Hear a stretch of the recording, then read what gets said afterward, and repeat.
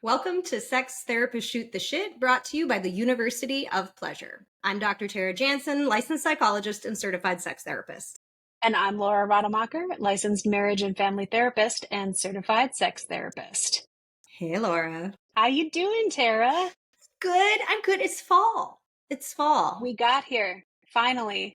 I know. What's fall like in New York? It's like in the 70s, which is nice. I feel like it's like giving us a little bit of the spring weather we didn't actually get. So I feel like there's a little bit of like retribution. I'm happy about it. Beautiful. How you doing? Do we want to talk about the weather? We can. In hot and humid land. Yeah. Nice. Yeah, but well, I think this is the week where it's going to turn. We made it to fall. Well, we made it. I am very excited about our guest today. I actually haven't, she's somebody that I've gotten to know a bit, but I actually haven't seen in like years, I think. So this is very exciting for me. And you don't know her at all. I know. I'm very excited to meet her. Should we take a little break and then have the big reveal? We should. Let's come back.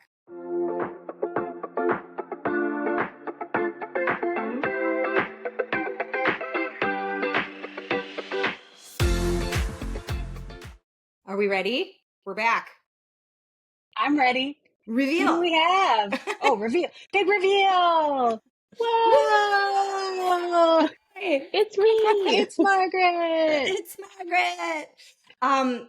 Margaret, we usually let people introduce themselves so we get names right. Sure. Credentials. Mm-hmm. I'll let you introduce yourself. So we let you get names right as well. Yeah, rather than butcher them ourselves, and you have one of those hyphenated names that I feel like I would easily. And it's a little tricky pronouncing my last name. I'm Margaret Flaget-Greener, licensed psychologist and certified sex therapist. That's me. Awesome. Well, welcome, Margaret. I feel like I've always sort of like known you sort of like in a wake of a boat, right? You were always like we did the same fellowship, but how many years ahead of me were you, Margaret? I finished in 2013. And I started in 2015. So you were 2 years ahead. And what's crazy to me is that, because you're both on the Minneapolis scene, Margaret and Laura, and you two have never met. Which is wild because the Minneapolis scene for sex therapy is not that large. So I don't know how we've missed each other, Margaret, but I'm excited to shoot the shit with you. Yeah. I don't either. That's probably how we did it. Not getting out much? Yeah. Just not, how is it that I'm not meeting people when I'm not leaving my house? I don't understand what's happening there. It feels very Twin Cities to me. We just stay in our little bubbles. And... a little more insular. Yeah. It's a little more insular. You know what's wild to me is that like when people come like and request like if I don't have room or someone's like looking for a referral or, maybe I'm not the right fit, like I think in my mind, I presume that you two know each other because you are always my top two referrals to give to people. And so like in my emails, you know each other. Like, that's awesome. In my emails, you're always together. So it's really, I feel like somehow over the years, I'm like, oh, I hope they find their way to you, by the way. We have been psychically connected by Tera. You have. Yeah. If you look in my send box of referrals, which you won't, but if you were to see it, you'd be like, yeah, we are in a lot of emails. I always wonder how often people follow through on, there's no way to track that, but I'm always curious. Do people... That's true. See that through or not? My gut's like 50-50, but I could be way overestimating it. I'm sure someone's done research on that. I feel like, and usually therapists will give you like 3 names or so, so it's like, who knows how many times I've given out people's names and I don't know which people got called or, yeah. I mean, there's a good amount of times, Laura, that somebody will tell me your name. I've had a number of times where someone's that I referred them to you. Yeah. Yeah. For sure. There's a good amount of times, but it is a good question. I do wonder as well. Yeah. I have had people... say that they were referred by you, Tera. So nice. Nice. Good. Solid. Well, one of the things that we always do, Margaret, is to have people tell their origin story around how they got in the field of sexual health. Sure. Do you feel willing to share yours? Absolutely. Awesome. Well, we'll hand it over to you. Okay. So from like, I don't know, grade school, whenever they start berating you about what are you going to be when you grow up, I was like, I'm going to be a doctor. I'm going to be a medical doctor. That was my plan. Went to college, and then met chemistry. And chemistry and I were not really working out. I have so much empathy for that. Me and chemistry were also not good friends. It was biology, easy. Totally got that. Chemistry was very, very difficult. It was physics that did me in. It was physics. You got all the way to physics. I like I quit before that. I don't know. I was like, I'm done. Can't do this. When you say all the way to physics, all the way. I say in high school. And when I took physics, the person that taught physics was out on maternity leave, so the gym teacher was teaching physics. And that's not shade to gym teachers, but I don't think that he had a background in physics. So most of the course direction was just, well, look at the textbook. And I was like, I don't understand. That's so funny because I hear so many stories about gym teachers being recruited to teach sex ed, which they also generally don't get a whole lot of. I have a lot of sympathy for gym teachers that are just put in front of a class and they're like, well, I don't know, teach these kids about sex. And it's like, oh, yeah. If you've never been taught how to do that, that's a lot. Our gym teacher also taught health and English. It's a very small town, very small school. And she pronounced puberty. That's all I remember from. It's a tough one. I have a tough one with that pronunciation. How did you live and get through it? I would have died laughing the whole time. I mean, I don't think I learned anything else, and that's all I remember. I mean, obviously I learned other things eventually. Later. You know, why I became a sex therapist. Because I didn't learn it in high school with my PE teacher calling it puberty. No. And she's an English teacher. She should have been able to pronounce that. Oh, I feel like lots of people use that pronunciation, and I don't know. Maybe we'll have people storming us and being like, "That is a correct pronunciation." It's puberty. Is that do the British say it that way? You know, maybe we're just uncultured. I don't know, but I do know that I will not stop laughing at it because you need to take joy in life where you find it, and puberty is going to be where I take my joy. It's a good call. That's a good call. Oh my gosh. Yes. Well, Margaret, you were at chemistry before we sidetracked. Yeah, we totally did. PE and puberty. Yes. So I was in chemistry. Oh, and like a couple other things happened my freshman year of college. My grandmother passed away. It was just like really hard, like first year, and people change their majors like a million times. So once I did not pass or I had to drop chemistry, I was like trying other majors out and took a couple psychology classes and ended up taking a sexuality class and hadn't really thought about being a psychologist. I really was like, I want to be a sex therapist because of this sexuality class I had taken. And that sort of melded the like, oh, well, I'm still like helping profession. I knew I would go on for like further school. And then I did a whole like research on how does someone become a sex therapist. Decided that going like the psychology route was the way I wanted to do that. And chose my grad school based on that. So I ended up at Widener University, and they still have it, I believe, the dual degree program where you can get your doctorate and a master's of education in human sexuality at the same time.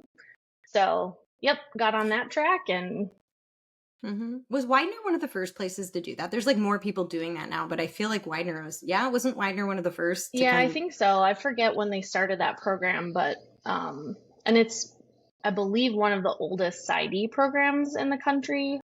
Mm-hmm. So, if I'm remembering that correctly, but I don't know how long they'd been doing the sexuality program before I started there, and that was in 2006 when I started grad school. So, I think, now there's a few different like sexuality institutes and stuff that offer degrees, but as far as I remember, which feels like sadly a long time ago, almost 20 years ago, that I don't think that really existed at the time. So yeah.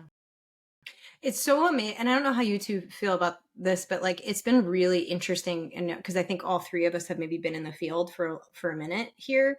It's been so interesting to watch over the last, like, even just like 5 to 7 years, like how much interest in sex therapy is just like exploded. yes. I don't do I hope I'm not Yes. making that up. Like it feels wild to me just how much more people are interested in it.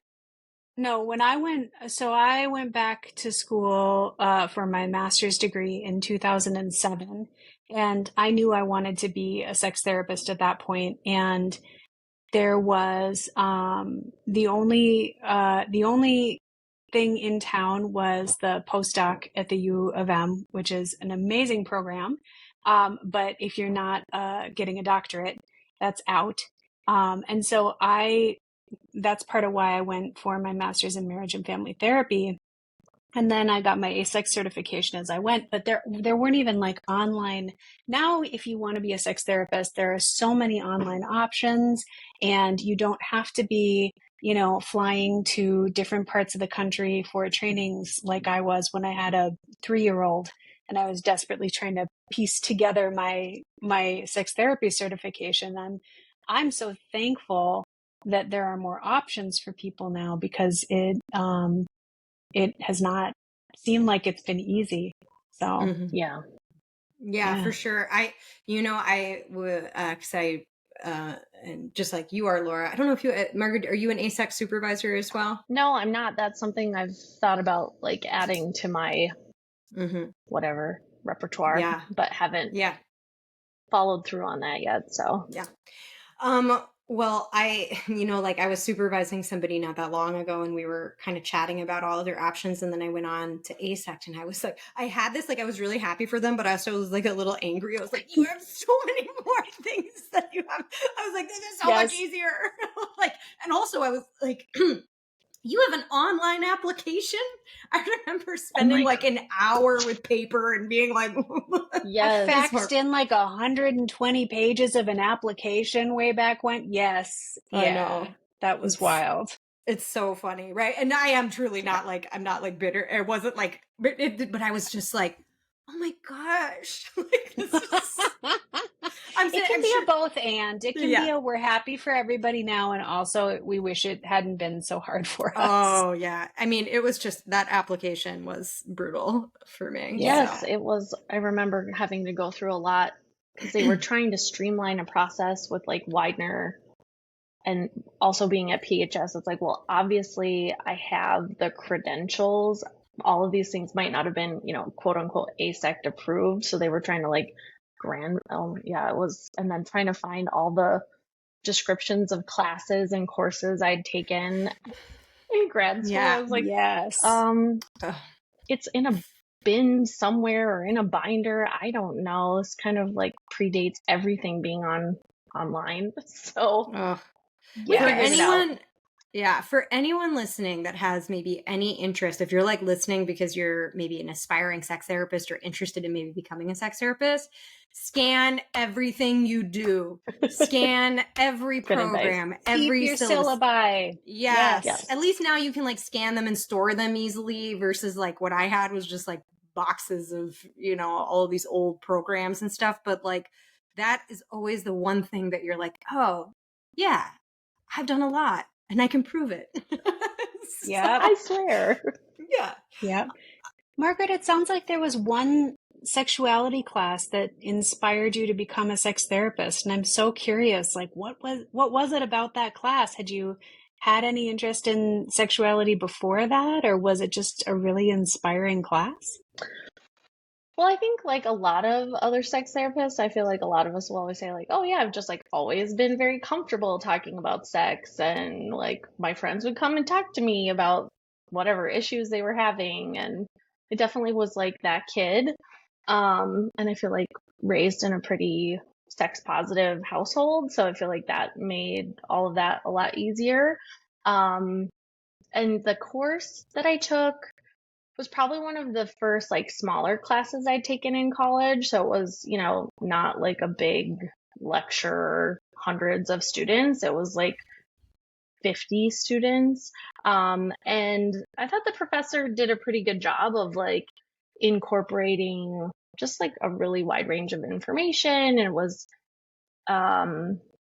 maybe a little bit like SAR based, right? Like sexual attitude, like reassessment, adjustment sort of stuff. So some, surprising content for a class, but that was like, I was like, oh, this is kind of fun. This is fun to learn about. So, and I think he was a psychologist, and had a practice and did an adjunct teaching sort of thing. So he was coming at it from a much more like clinical perspective, and talked a lot about, sex therapy as a practice. So that was pretty cool. I don't know how many, college kids, that's the exposure they get if they take a sexual health or sexuality course in college, but that was my experience. So it was, yeah, fun to talk about afterwards, also to kind of like show off to all my friends, like, oh, you want to hear what I learned about today in class?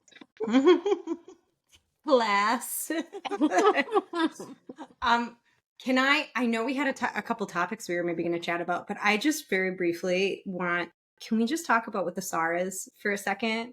Yes. I want to talk about SARs because they're really different now. Like, I feel like such an like old person where I'm like, they're so different, but they are. I want to know how they are now. Yeah, my understanding, I think it's like still a little mixed, but like SARs have been around. So for our listeners, a SAR, like Margaret said, is a sexual attitude reassessment, right? Is it reassessment? Yeah, is that what it is? Assessment? I think it's reevaluation or something like that. Yeah, and something. Redoing something anyway, but it's about your sexual attitudes. But like back in the day, and you two might know more of this history than me, like, and even when I did it, it was all about like shock and awe around sex. It was about like trying to like shock you and like make you have like some like what are your like essentially like getting at biases, and like also like, so like there's a lot of pornography that's often shown, and a lot of like, like did you know that bisexual people exist? And then like boom, like that was mine. Like mine was like, did you know that people can be bisexual? Here's a weird video about somebody kissing a man and then leaning over and kissing a woman. Yeah. Whoa. Yep. I think I saw that video. Right. Which of course, like when by the time like in 2015, when I was watching all of the videos, and the gentleman that ran it was lovely, but I don't think he had updated his material since like 1985. Was that the same video where the person had a framed photo of their male lover and a framed photo of their female lover, like on their nightstand? And it was like, and it made this big deal of like, they don't know each other. It was very like it was not a poly situation. It was like, David has a male lover and a female lover. He sees the male lover on Tuesdays and the female lover on Thursdays. That was a magical video. I'm sad I missed that. Yeah. Oh, and then it was like a video. My favorite one was like a video that was like trying to like eroticize, like normalize, I think, gay cis male sex. And then also like eroticized condom use. So they had two cis gay men having sex in a ring of fire. So great. And it was like, condoms can be hot. Like, don't get them too hot or they won't work. Okay. Thank you. Yeah. They're the whole time I was like, and they were all oiled up. These men were all oiled up. And I was like, there are many. I understand that the condom use is safer sex practice, but many of these other things are not safe that you're currently doing. But my understanding of, I don't know, to Margaret, if at the U of M, you did the same fellowship I did, they ever talked about the old SARS in which like, and I could be getting mixed up with other workshops where they were like naked, like where you would have to be naked as well for portions of them. I feel like that was a part of the old SARS, but maybe I'm wrong. Maybe those were different workshops that I'm thinking. I don't know. I could also be conflating stories that I feel like I heard from, Eli and other faculty. But I do think they did like community, like not even people who were training to be sex therapists. It was like, oh, do you want to like expand your whatever sexuality, come do a SAR. And some of the faculty who, were fellows, I won't say way back in the day, but, probably at least in the 90s, talked about like there was cushions. They always talked about how gross the seats were, and that everyone there was cushions and nudity. I know that there was nudity, and I'm pretty sure, I could be wrong. I'm pretty sure it was with SAR, but it could be, maybe it was some kind of different, like, I think Betty Dotson style workshop that I'm thinking about. Yeah. I heard some epic stories of like a porn room where like different porn movies were showing on every wall, and like they just like turned down the lights and you were just like in there for an hour, just, I don't know, taking it all in. Like that this was and that was part of the philosophy for SARS way back when, right? Is kind of like, we have to shock people in order to build up comfort with sexual issues, so that whatever your clients bring to you, you won't be shocked. Yeah. Right? I think it was like exposure therapy, but like flooding. Yes. But like flooding, where it's like all of it. Yeah. Yes. Yeah. Anyway. Yeah. And I think it's different now. Yeah, I do too. I think that they've really like taken feet, because like it's not, I remember when I did it in like 2015, 16, maybe it was like 16 when I did it, and it didn't go great because a lot of the people in the room were like, what?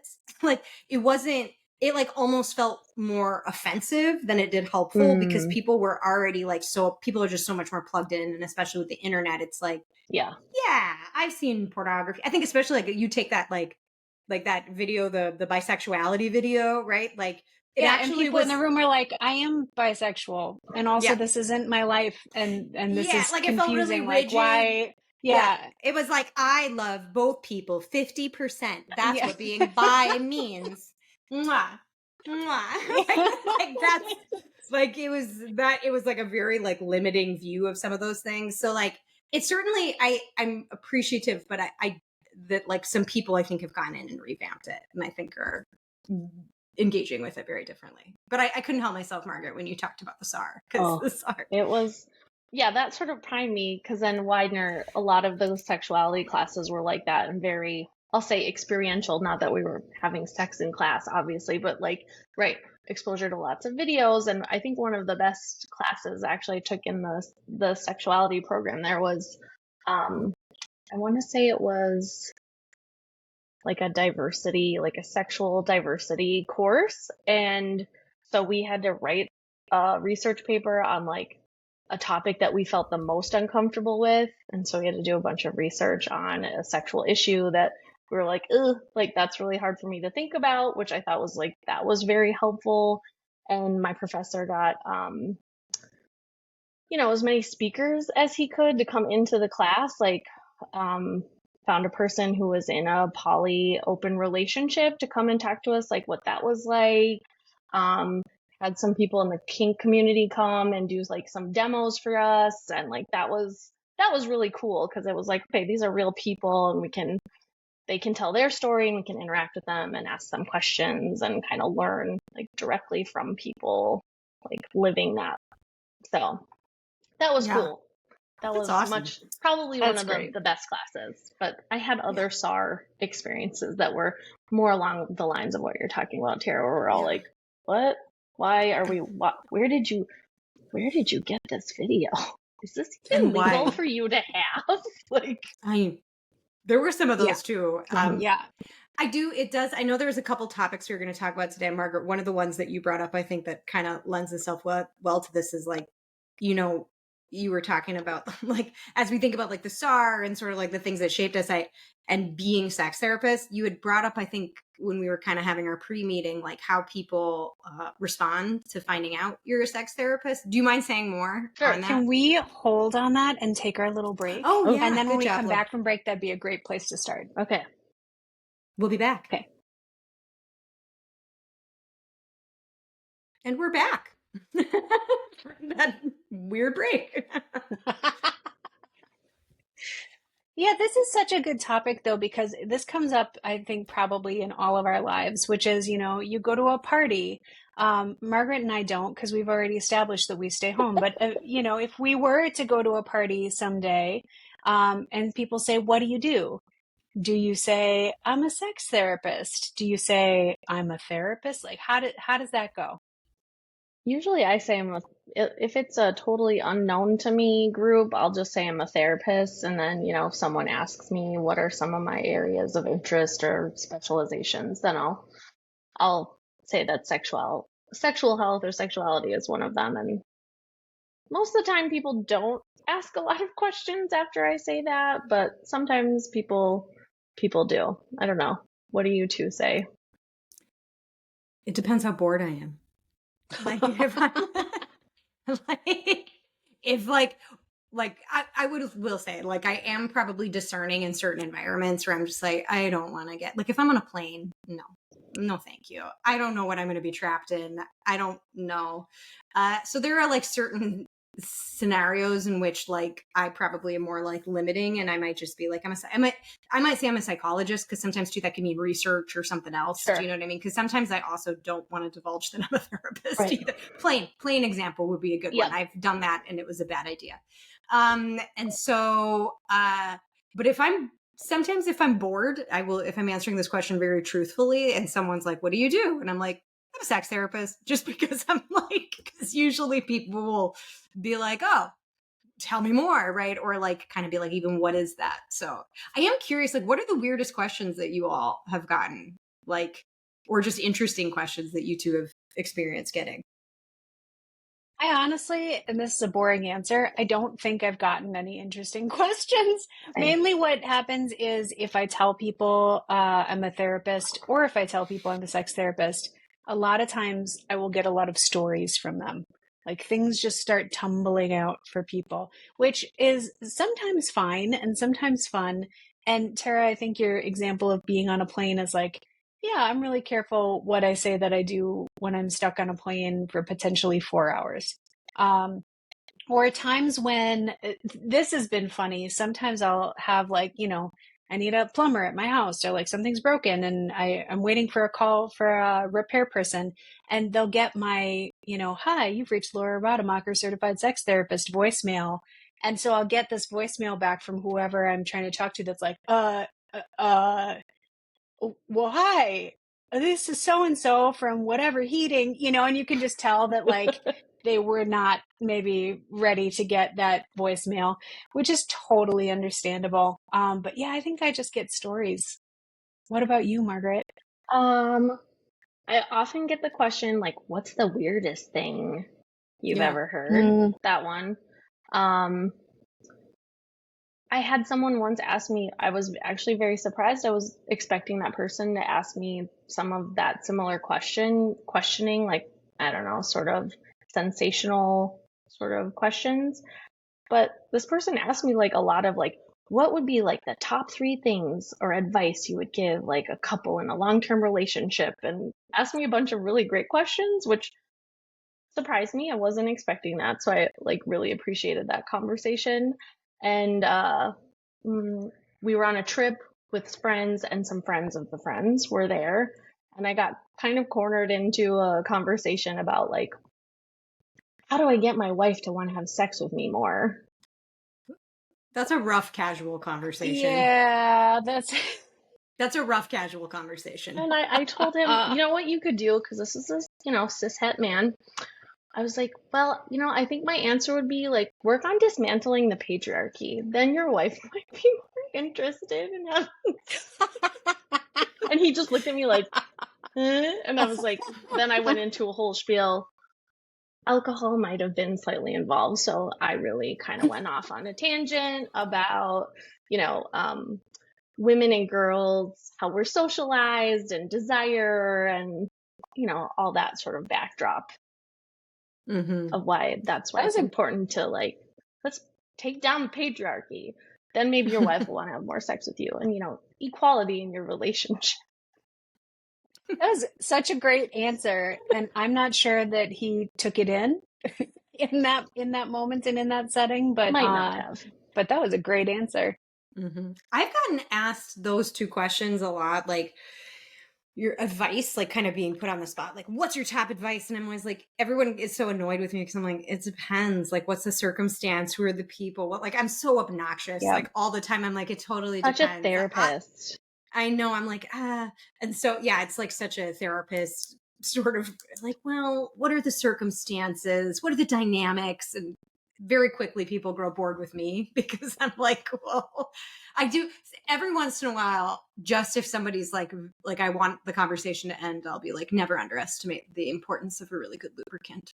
That's high quality. That's the one I go to as well. I will, if I don't really want to go deep or I'm tired or whatever, I'll just be like, lube, because people then have more questions and people think it's kind of funny. And then also I love to talk about lube and the different kinds of lube. So I could do that it's like a less intimate, you know what I mean, without having to get into someone's marriage, you know?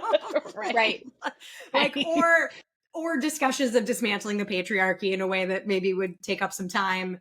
I feel like that one's because it's also like, you know, here's some helpful info. Maybe you know it, maybe you don't, but I feel like I've gotten that one around advice. And then the sensation, like sensationalism kind of seeking that you were talking about, Margaret, like what's the weirdest thing or what's the craziest thing? Yeah.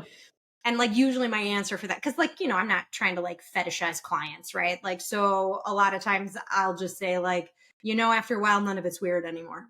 So like, just because everything, you know, the more you know, the less sort of different or, you know, sensational it starts to feel to you. So, but that one's a common one. I feel like that's the one that I get the most. Do you two notice, I really don't want to answer questions like that either, though, like what is the weirdest? Because it feels like even if I'm not giving out identifying information about clients, it just feels too personal or too close. Or I don't want people to think that their therapists are going around talking about them. And I've noticed that in some ways it's hard. It almost makes it so that I struggle to talk about my work at all, because there is so much privacy around what we do. So there's this weird balance of like, I want people to know sex therapists exist. I want them to know that they're out there as a resource. And sometimes I want to be able to talk about my work. And also a lot of the time I'm just kind of way more quiet and my thoughts come very slowly because I'm like, what can I even say here? It's hard to know. Mm-hmm.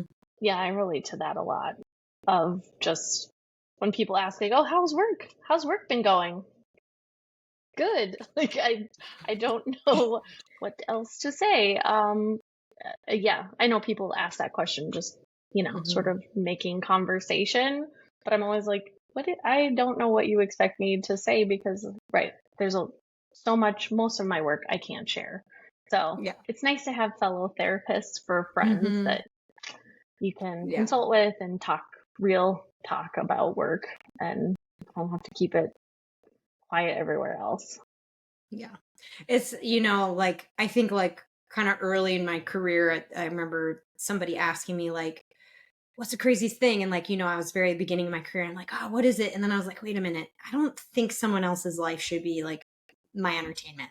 Like that feels really gross. It feels really gross, you know? And so like, I remember like a very distinct, like in the beginning when people would pull for that, having just like it doesn't feel right. Even if it's like, you know, you take names and whatever away, like it just doesn't feel right to have somebody else sort of like someone else's story. So usually like, I think somewhere along the line, and I'm sure I handle it differently in different situations, but like a lot of times people are like, well, how's work been? I'm like, you know, people talking about hard stuff.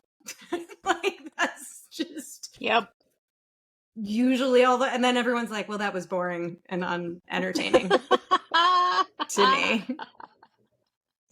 Yeah, I'd rather talk to them about their sex life than, you know, to answer those kinds of questions. Like, I'd rather have somebody ask me like, what should I do? Okay, fine. Like if I'm, you know, I guess feeling willing, we can have that I mean, I wouldn't tell you what to do, but like, sure, we could have a dialogue. Those questions I actually find much easier than like when people want to like drill for like, I guess, I don't know that it is MSN. Like I understand the curiosity and I think the curiosity is great, but like when it starts to feel like voyeurism of someone else's experience.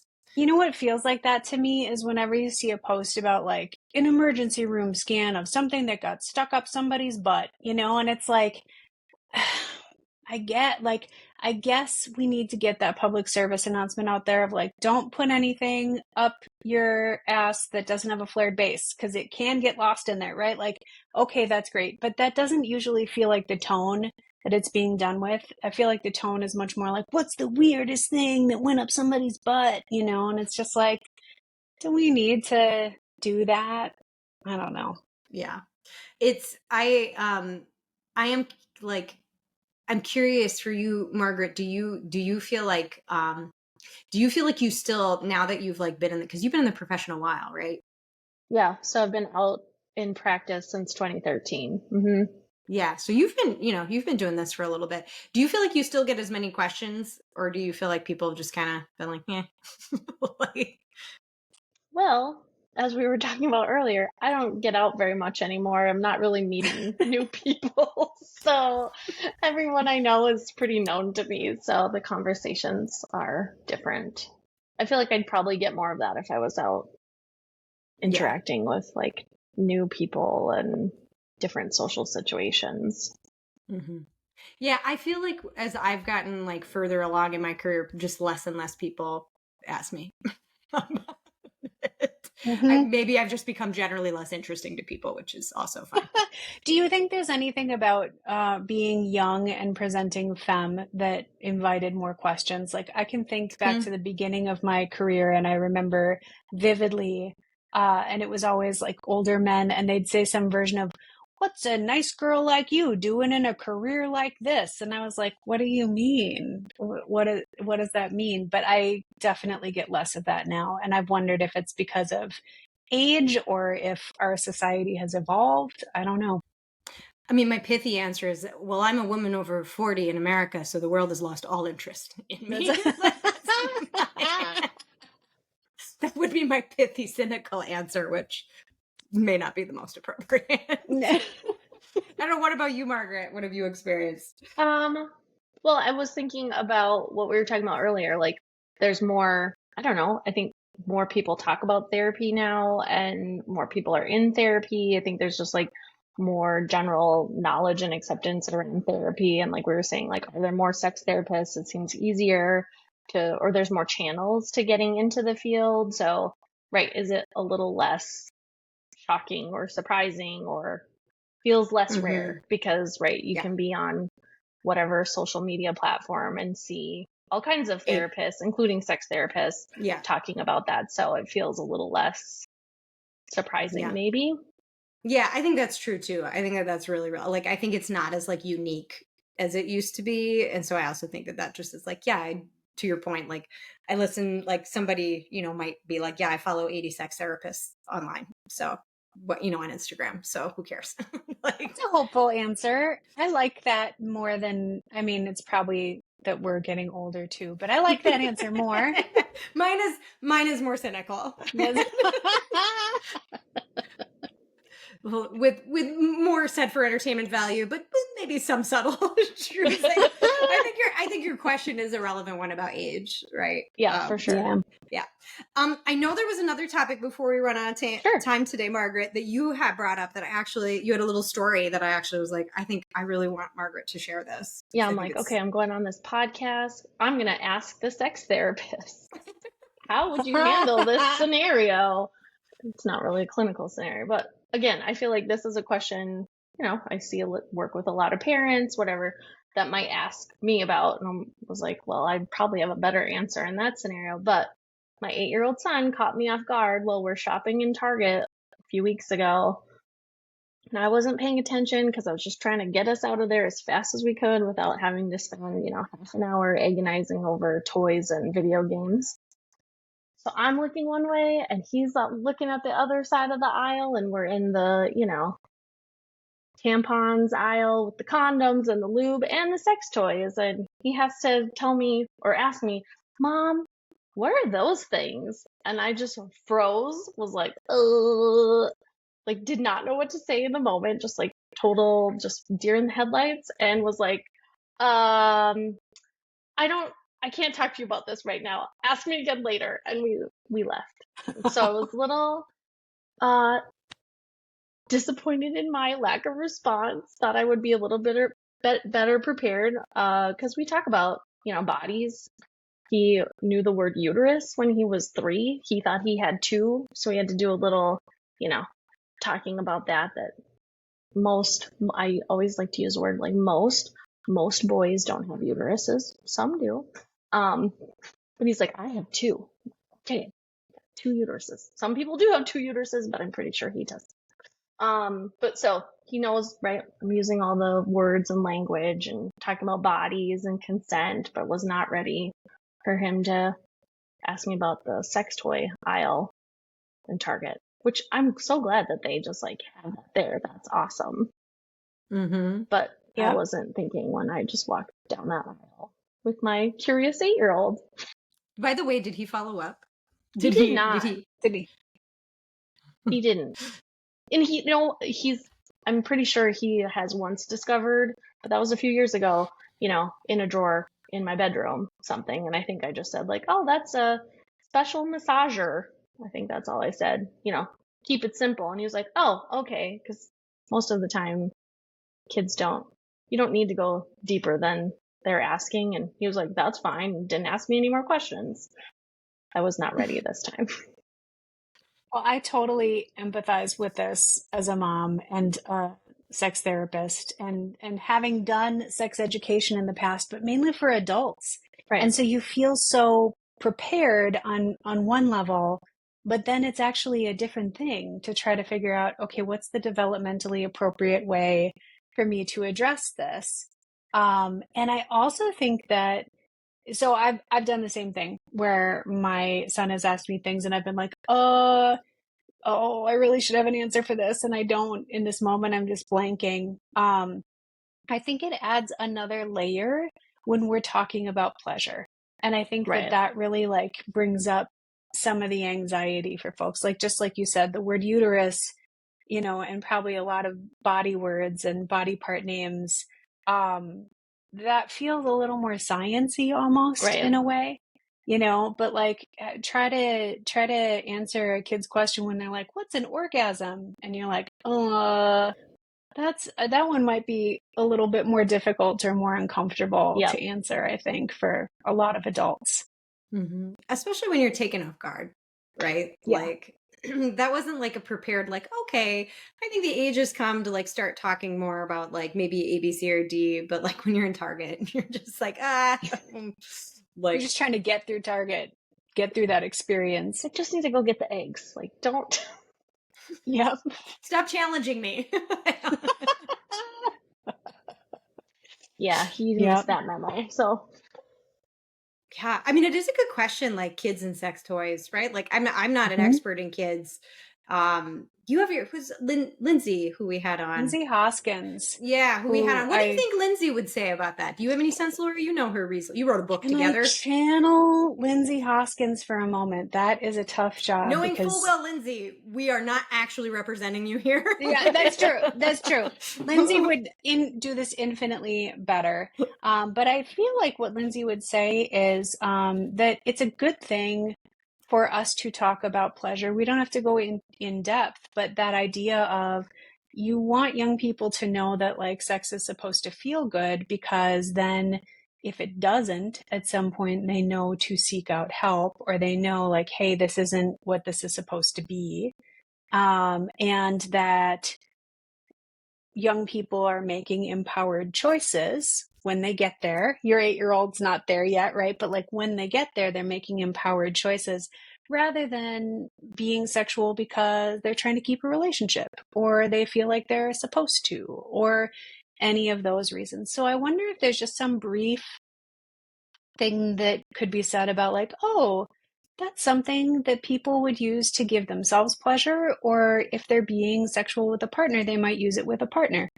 And you can learn more about that when you're a little bit older or something like that. I wonder if there's just like and Margaret, just like you said, so much depends on like, what are the follow-up questions? Right. Are there follow-up questions, right? Because you have to get a gauge on like, how much information is this young person ready for? What are they actually asking?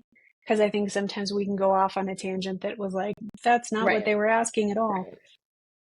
Go into a lecture mode and But then I saw not terrible, well, concerning. Saw a thing today that was like, not majority, but it was something about kids being exposed to pornography by like the time they're 8 years old. Like, I'm like, oh, that's how old my kid is. So just like really thinking about, right, those things and protections and safeguards and things to be put in place so that he's not being exposed to those things before he's ready to or understands what those things are. Because I could also see questions coming up with being exposed to that kind of content at an early age. Right. Well, and it's been a long time since I looked up these studies because this was for some work that I was doing a long time ago. But there are studies that show that for the most part, when young people come across pornography, when they're not looking for it and they're just kind of running across it, they generally feel okay. They like navigate away from it and feel okay. They might have some questions. Right. And at the same time, I'm sure there are instances out there where stumbling across pornography has been scarring for someone, has been a rough experience. But for the most part, what we find is that young people just kind of navigate away from it and they're like, nah, that's not really what I'm looking for. And hopefully they know they can come to an adult and say, hey, I stumbled into this and I have questions, or I stumbled into this and I don't know how to not do that again on the computer. Or, I mean, I think that's another reason why it can be good to mention pleasure. Like, we don't have to go into a ton of detail, but just mention it. And because it might be as simple as like, oh, yeah, you found pornography. Sometimes some adults look at that to have fantasies or masturbate or have pleasure. And also that's not really for you right now. That's for people that are older than you. But I'm happy to answer any questions and let's talk about internet safety and Yep. How am I doing channeling somebody who works with kids? How's it? Is it I think you're doing good. Like I've worked, like I think of like a couple people that I know that have done more of the child work. That is not my area of competency. Like basically if they haven't gone through puberty, I have no idea what I'm doing. Like I've worked with teens, but not kind of prepubescent kids. But I think a lot kind of what you're talking about, Laura, around like setting the stage for just like all questions are fine questions. Yeah. Right. Like I think when that tone is set, like whether people, see something in Target or they end up on, like, I think what's helpful is like your son obviously feels comfortable enough to ask you the question. Right. And there's not punishment for asking the question. And like, I think that to your point, Laura, my understanding too, is like when kids come across, like we use the example of like pornography, like what matters more is that there's like a way to like have them like, oh, I saw this thing. Hey, look at like where there's so much comfort sort of within the like caregiver system that you can be like, oh, I feel comfortable asking you this question. Like, and there's not an intuitive sense of like, I'm going to get in trouble if I come in with questions around this. I don't know if that made any sense, but. Yeah. Yeah.